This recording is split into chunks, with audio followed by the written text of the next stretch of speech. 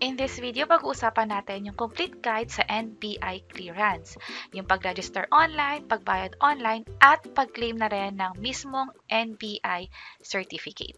By the way, kung first time mo sa channel natin at gusto mo pa ng mga online tutorial videos katulad nito, please click the subscribe button. Nandito tayo sa website ng NBI, that's clearance.nbi.gov.ph. Ito yung legit na website ng NBI kung saan gagawa na tayo ng account. Kung ang gamit nyo ay yung phone ninyo, halos pareho lang din yung magiging proseso. Hanapin nyo lang yung NBI clearance. Katulad nito, sinearch ko siya clearance.nbi.gov.ph at mapupunta tayo sa same website katulad ng sa computer. Parehong-pareho lang yung magiging itsura niya. Meron ditong registration form kung saan pareho yung ipoprovide nating information. At dahil mas malaki yung view sa computer, proceed tayo dito. But again, kahit anong device ang gamit nyo, basta makapunta kayo sa same website, pareho lang yung magiging proseso. Mag-sign up or mag-sign in lang ako dito kasi ipapakita ko lang sa inyo yung actual na account ko na sa NBI. Bali, magkakaroon din kayo ng ganito after nyo mag-register sa NBI mismo. Ito yung mga detalye na meron ako. I-double check nyo lang lahat ng information kung updated pa rin ba. At kung may kailangan mabaguhin, click nyo lang yung edit information, baguhin na yung mga dapat na baguhin dito sa form. Kapag wala namang babaguhin, i-hit na lang yung cancel. At mula dito, andito pa rin yung information ko nga, i-click ko na lang yung apply for clearance kung sakaling mag-renew ako. Dito sa gilid, click na natin. Mamimili lang tayo ng ID na gagamitin natin at ilalagay na rito yung ID number na yon at i-click itong I agree. So, nakita na natin yung magiging itsura ng NBI account natin. So, mag-create na tayo noon or mag-register na tayo dito sa NBI.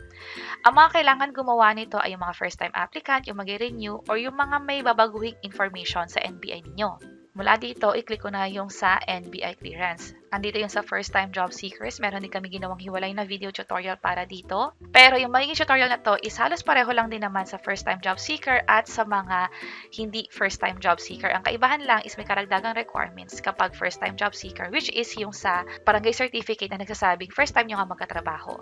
Mag-register na tayo. Kung meron kayong NBI clearance issued from 2014 to present, i-click nyo lang yung yes. Pero kung wala kayo ng information na yon kasi nga ibibigay pa yung NBI ID number, let's say nawawala, hindi nyo mahanap, i-click nyo na lang yung no at mula dito ay mag-provide na ng mga information. May email address na hihingin dito. Ito yung kakailanganin natin every time i-open natin yung nagawa nating NBI account. That's why kailangan active lahat. So, fill upan ko lang to, yung gender, yung birth details, maging ng complete name. Cellphone number dapat active din. And this time, email address naman. Ang halimbawa nito ay yung @yahoo.com at gmail.com. So, i-type ko na rito yung email address ko at maging yung password. So, ito na yung mga details. I-check ko lang tong read and accept. Pwede nyo basahin to bago mag-agree. Sa akin, okay na. Click ko na yung agree. Check ko lang tong I'm not a robot. Scroll down ko lang at i-click ko na tong sign up. Dito na kakailanganin yung phone number kasi i-enter natin yung code na na-receive natin doon sa mismong phone number na in-enter natin kanina. So, enter ko lang dito yung code at click submit. Siya nga pala kung wala kayo na-receive na code, pwede nyo i-click itong resend one-time password. At kapag okay na, submit lang. At kailangan namang i-activate via email. Close lang natin to. So, hanggat hindi in-enter yung OTP at hindi kiniklik itong link sa email, galing nga pala to sa NBI mismo, that's nbi-clearance.com. Pagka-click ko nung link na activate, eto na, your account is activated. Pwede na tayong mag-login. Click ko lang tong I agree and i-close ko lang ulit to. Mag-sign up lang tayo dito or mag-sign in pala at click ko na tong sign in. Ito yung sa applicant information. May mga naka-gray dito na boxes. Ibig sabihin, hindi pwedeng baguhin yung information na to. That's why kanina nakita natin na gagamitin mo lang to or mag-sign up ka lang sa NBI kapag may kailangan kang baguhin na information na hindi na pwedeng baguhin dati. Pero yung ibang info, yung civil status, yung mga naka-white na boxes, pwedeng baguhin yan kapag may existing account ka na. Kompletihin ko lang lahat na information dito. Maging yung sa family background, yung father at mother's name, pati yung other information dito sa bandang baba. Okay na, nakompleto ko na lahat. Please fill out this field. So, tingnan natin kung may kulang pa. Ito pa pala yung sa middle name. Birthplace, lagyan ko na rin. At yung citizenship. Hindi tayo makakapag-proceed sa next step hanggat kulang. Kailangan reviewin kung tama ba lahat ng info dito So, okay na. Na-review ko na. Click ko na yung sa Submit na button. Profile successfully saved na. From here, pwede na natin pwedeng either i-edit or mag-apply na ng clearance mismo.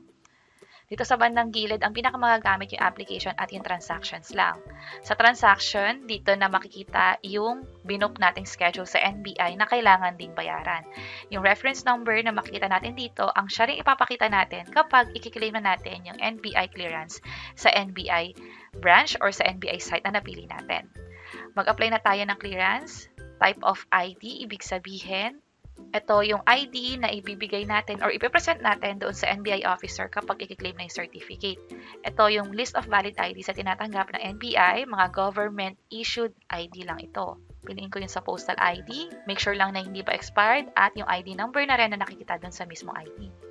Para mag-proceed, click na natin yung I agree. Merong reference number na ma-generate na siyang magsisilbing gate pass natin or i-accept doon sa NBI site para makapag-proceed na tayo sa pag-claim. So, itatago or kukunin yung picture ng reference number na ma-generate mamaya. Click ko lang yung close para makapag-proceed na tayo sa next step. Ito na yung part kung saan magbubook na tayo ng schedule kung kailan natin i-claim yung NBI clearance. Pero mamimili muna tayo kung saang NBI branch nga ba. Ang pinakamaganda ay piliin ninyo yung pinakamalapit sa inyo na branch or kung saan kayo yung confident or convenient na mapuntahan. Halimbawa, meron sila sa Pampanga katulad nito or sa iba pang lugar katulad din ng sa Cavite. Halimbawa, ito yung napili natin at magpapakita yung schedule na available. Kapag blue ang nakikita, ibig sabihin may slots pa to. Pwede pa tayong mag-apply ng clearance sa araw din na to. Merong AM or PM na slots. So, halimbawa, may nakapili na ako ng schedule. Dito sa bandang gilid, magpapakita kung anong oras at araw nga ba yun at kung saang branch na din. Pwede tayong magbago pa ng schedule kung gusto natin. Andito yung babayaran na 130 pesos. Online lang natin ito babayaran. Ito yung iba't ibang payment method.